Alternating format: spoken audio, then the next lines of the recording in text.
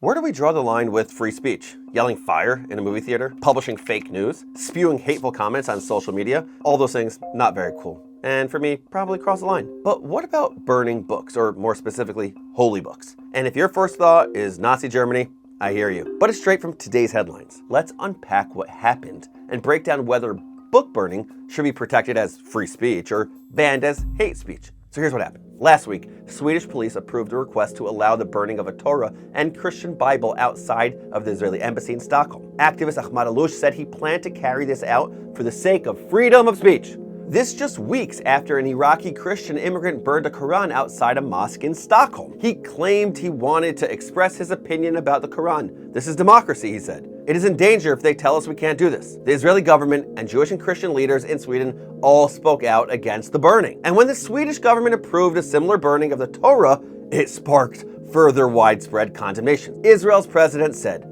"Permitting the defacement of sacred texts is not an exercise in freedom of expression. It's blatant incitement and an act of pure hate." Naftali Bennett agreed. This is an affront to every Jew, every Israeli, and I may say every human being.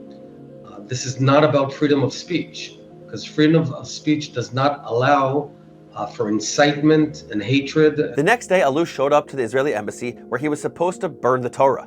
But spoiler alert, he didn't have a Torah. Speaking to reporters, he explained that his intention was never to burn any holy books, that's just not his jam, but rather to protest the Quran burning. I hear it. He said, "I want this to lead to a ban on burning all holy books. You can criticize and you can think one way or another, but you shouldn't burn holy books." Jews around the world breathed a collective sigh of relief. But it raises the question, and it's a good one. Even if we all agree that burning holy books is offensive and wrong, should countries permit such acts? On the one side, many argue that freedom of expression should be absolute. Why? Well, because the ability to express your views is a cornerstone of a democratic society. If we start policing which ideas can or can't be expressed, we risk sliding down the very, very slippery slope of censorship.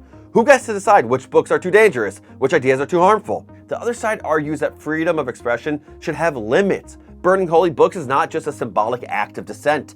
It's an act of aggression, an attempt to delegitimize and dehumanize the people who revere those books. They argue allowing such acts can breed division and give a platform to hatred. So at the end of the day, where does that leave us? Here's how I think about this very, very complicated issue. Even if there isn't a law against burning holy books, it's still wrong. And I'll tell you what I mean by that. Famously, there's this moment in Genesis in which Cain kills Hevel, I don't know if you know the story, and then he's punished for that.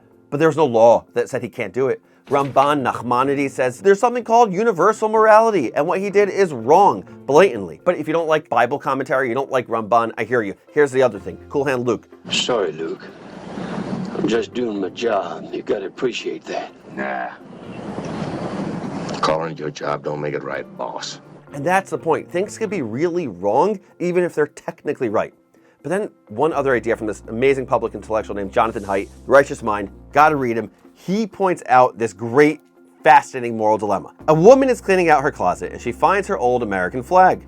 She doesn't want the flag anymore, so she cuts it up into pieces and uses the rags to clean her bathroom. Is that wrong? Is that right? Is that okay? Is it legal? Is it not? You know what everyone said, and this is from this book, so interesting?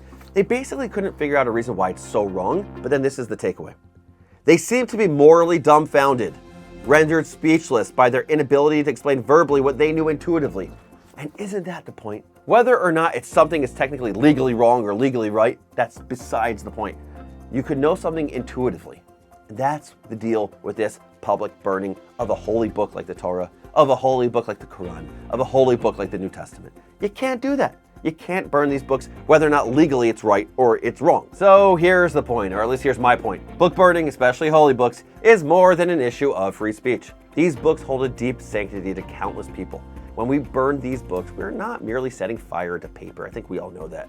We're lighting a match to the intimate beliefs that others hold dear. And it sends a chilling message. You and your beliefs aren't welcome here. So book burnings aren't just about freedom of speech. It's about the kind of world we all want to live in, and whether we want that world to be one of division or one of respect.